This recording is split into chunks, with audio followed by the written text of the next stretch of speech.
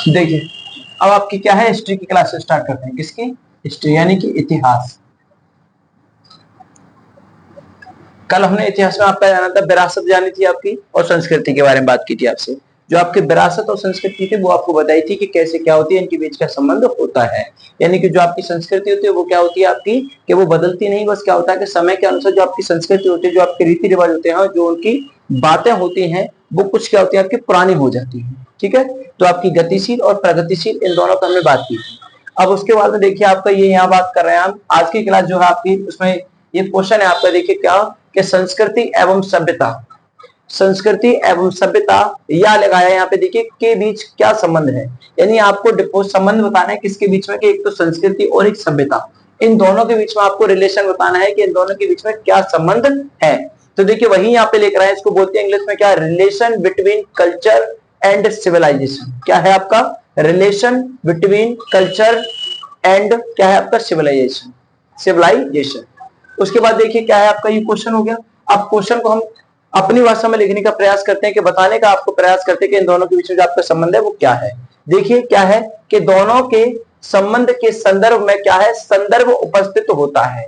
यानी कि जो दोनों के रिलेशन होते हैं उनके बीच में क्या है, कि उन दोनों के संबंध का एक संदर्भ होता है, और उन्हीं संदर्भ में यानी उन दोनों के संदर्भ में दो संदर्भ उपस्थित होते हैं।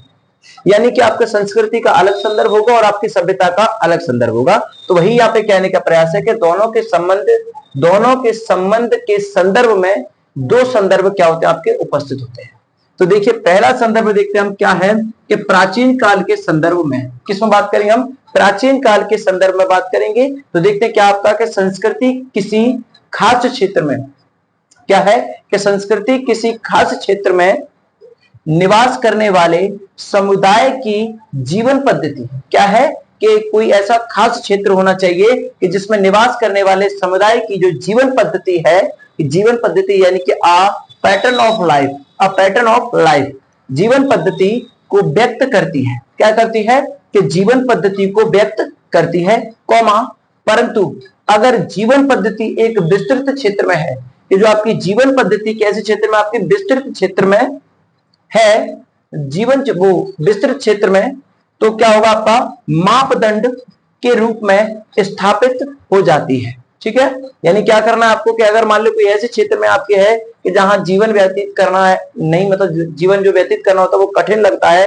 तो वहां पर क्या करती है आपका, कि जो आपकी प्राचीन काल के संदर्भ वो क्या करता है आपका, कि जीवन पद्धति को व्यक्त करती है। परंतु अगर जीवन काल आपकी जो है वो विस्तृत क्षेत्र में है, आबादी क्षेत्र में है, तो उसमें क्या करेगा, कि मानदंड के रूप में स्थापित हो जाती है। तो यह सभ्यता क्या कहलाती है आपकी, सिविलाइजेशन कहलाती है। क्या कहलाती है, सिविलाइजेशन कहलाती है। ठीक है, आगे देखते हैं क्या है आपका वर्तमान संदर्भ में। पहला आपका प्राचीन संदर्भ में, दूसरा आपका वर्तमान संदर्भ में। इसमें क्या होगा आपका, कि जहां सभ्यता बाह्य आवरण को, जहां पर सभ्यता क्या करती है, कि बाहरी आवरण को क्या करती है, दर्शाती है, यानी बाहरी आवरण को दर्शाती है, वहीं संस्कृति क्या करती है आपकी, कि आंतरिक गुण को दर्शाती है।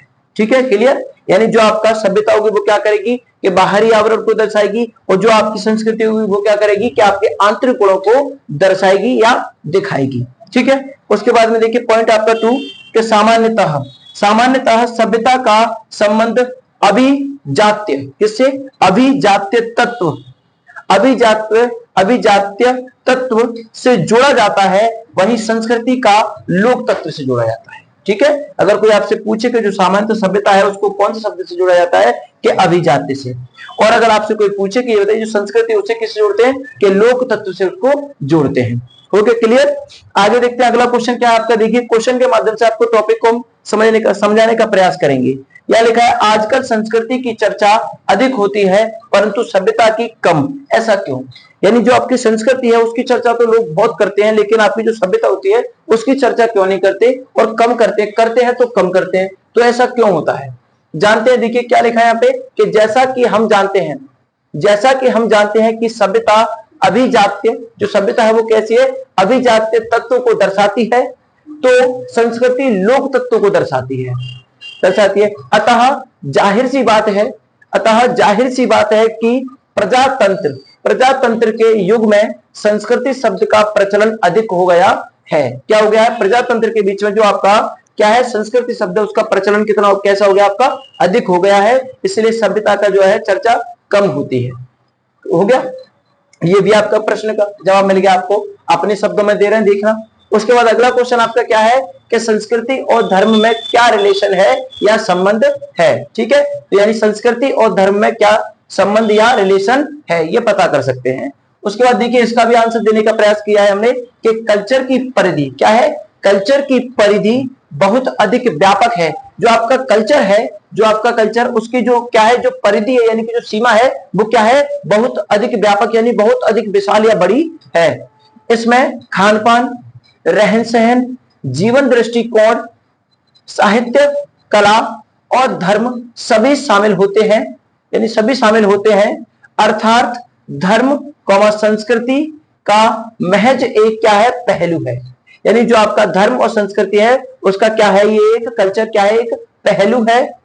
परंतु धर्म क्या होता है आपका, समग्रता, क्या समग्रता यानी टोटलिटी, क्या होता है आपका, टोटलिटी में संस्कृति को व्यक्त नहीं कर सकते या व्यक्त नहीं करता। ठीक है, यानी क्या हो गया, आपका जो कल्चर की परिधि है, जो सीमा है, वो क्या है, आपकी व्यापक है। इसमें आपका खान पान, रहन सहन, जीवन दृष्टिकोण यानी कैसे रहते हो, कैसे पहनते हो, कैसे क्या करते हो, साहित्य, कला और धर्म सभी शामिल होते हैं। अर्थात धर्म क्या होता है आपका, संस्कृति का महज एक पहलू होता है। ठीक है, उसके बाद क्या करना है, परंतु समग्रता यानी टोटलिटी में संस्कृति को व्यक्त नहीं कर सकती। अब आपसे पूछा है क्या कि धर्म कितने प्रकार के होते हैं, तो जान लीजिए धर्म आपके क्या होते हैं, दो पक्ष के होते हैं। जो धर्म होता है वो कितने पक्ष का होता है आपका, दो पक्ष का। पहला होता है आपका तत्व चिंतन यानी कि दर्शन, कैसा होता है, पहला तत्व चिंतन यानी कि दर्शन, और दूसरा होता है आपका क्या, अनुष्ठान यानी कि कर्म कांड बहस आचरण होता है। ये आपके दो प्रकार के क्या होते हैं, धर्म होते हैं। देखिए आपका पहला धर्म, पहला धर्म कौन सा आपके, धर्म आपके कितने, दो प्रकार के होते हैं। तो पहला धर्म आपका क्या है कि तत्व चिंतन में, ठीक है यही था, इसको पढ़ते देखिए क्या है, तत्व चिंतन में सभी धार्मिक पंथों का सार होता है। यानी क्या होता है, जो आपके तत्व चिंतन में जो होता है उसमें क्या होता है, जो धार्मिक होते हैं पंथ, उन सबों का क्या होता है, सार होता है। ठीक है, तो लिखा है तत्व चिंतन में सभी धार्मिक पंथों का क्या होता है, आपका सार होता है।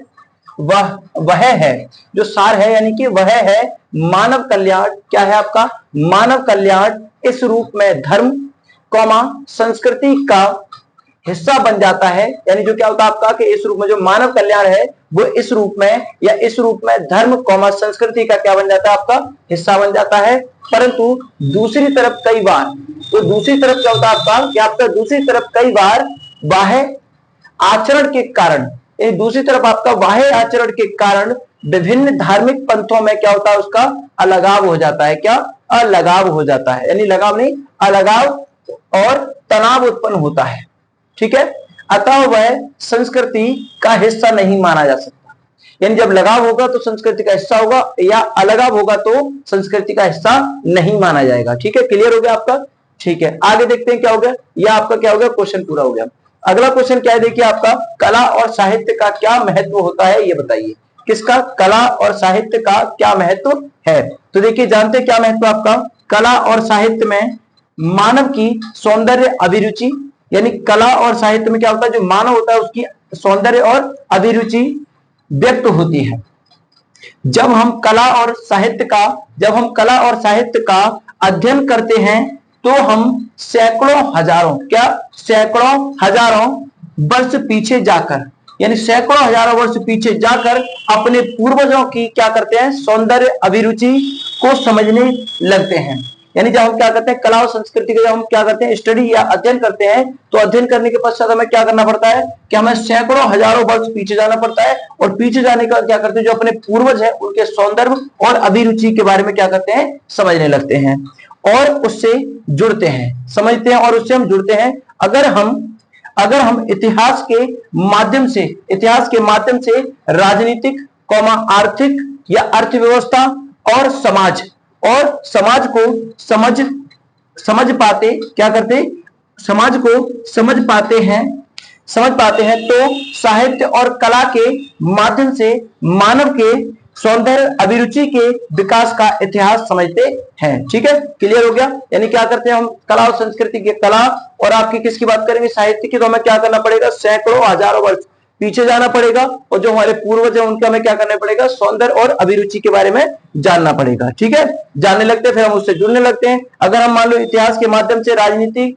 और अर्थव्यवस्था और समाज इनको समझने, अगर इनको समझ पाते तो फिर क्या होगा हमारा, कि साहित्य और कला के माध्यम से मानव के क्या होगा, सौंदर्य अभिरुचि के विकास का इतिहास समझ सकेंगे। हो गया क्लियर। अगला क्वेश्चन आपका क्या है, देखिए, साहित्य और कला क्लासिकल मानदंड कैसे ग्रहण करती है। कौन, साहित्य और कला, या कला या साहित्य कह सकते हो, क्लासिकल मानदंड कैसे ग्रहण करती है ये बताना है। तो देखिए कैसे ग्रहण करती है ये, कि जब साहित्य और कला, क्या, जब साहित्य और कला विकास के उस स्तर पर पहुंच जाता है। कौन, साहित्य और कला, इन दोनों की बात हो रही कि जी विकास के उस स्तर पर पहुंच जाते हैं कि जब वह आगे आने वाली कला और साहित्य के लिए मानक बन जाती है। यानी जैसे कोई भी चीज अगर इतनी फेमस हो जाए कि आगे जब कोई पीढ़ी आएगी तो उसके लिए क्या बन जाएगी वो, कि मानक बन जाती है, तो उसे क्या बोलते हैं हम, क्लासिकल कहते हैं। क्या कहते हैं, क्लासिकल कहते हैं। ठीक है, यानी सुपर हिट हो जाएगी तो क्लासिकल हो जाएगी, कि जब साहित्य और कला विकास के उस स्तर पर पहुंच जाती है कि जब वह आगे आने वाली कला और साहित्य के लिए क्या बन जाएगा, आपका मानक बन जाती है, तो उसे हम क्या बोलते हैं, क्लासिकल कहते हैं। वहीं दूसरी तरफ क्लासिकल जो स्थापित मानक के विरुद्ध विद्रोह करता है, क्या करता है, जो क्लासिकल होता है, जो स्थापित मानक होता है, वो क्या करेगा, उसके खिलाफ विद्रोह करेगा, अड़ंगा बनेगा, या विरोध के लिए कोई ना कोई उपहार करेगा। तो क्या करेंगे कि मानक के विरुद्ध, यानी मानक के विरुद्ध विद्रोह करता है, तो वह क्या हो जाएगा आपका, कि वह क्या कहते हैं उसे, रोमैंटिक, क्या, रोमैंटिक स्वच्छंदवादी कहा जाता है। यानी जो विद्रोह करता है उसको क्या बोलते हैं हम, स्वच्छंदवादी कहा जाता है। याद रखना।